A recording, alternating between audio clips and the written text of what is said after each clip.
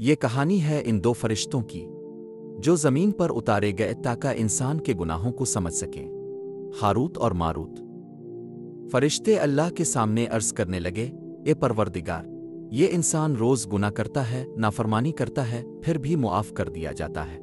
اللہ تعالیٰ نے فرمایا، اگر تم میری زمین پر ہوتے تم بھی وہی کرتے جو انسان کرتا ہے، آؤ تمہیں بھی آزماتا ہوں۔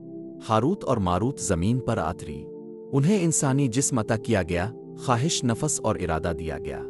اب وہ بھی انسان جیسے تھے۔ وہ بابل کے شہر میں قیام پذیر ہوئے۔ لوگ ان کے پاس آتے اور جادو سیکھنا چاہتے۔ وہ کہتے، ہاروت اور ماروت، آواز ہم صرف آزمائش ہیں، خبردار، ہم سے جادو سیکھو گے تو گمراہی میں پڑ جاؤ گے۔ پرسکون موسیقی، ایک عورت کی نرم سرگوشی کی آواز۔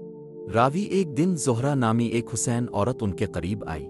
اس نے دل لبھانے وا، اگر تم واقعی مجھ سے محبت کرتے ہو تو مجھے اللہ کا راز بتا دو۔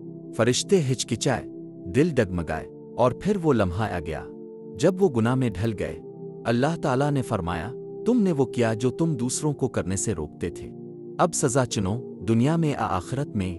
انہوں نے دنیا کی سزا کو پسند کیا، آج بھی وہ بابل میں معلق ہیں، سزا بھگت رہے ہیں، عبرت کا نشان بنے ہوئے۔ ہاروت اور ماروت، دو فرشتے جو انسان کی آزمائش کو سمجھنا چاہتے، خود آزمائش میں پڑ گئے۔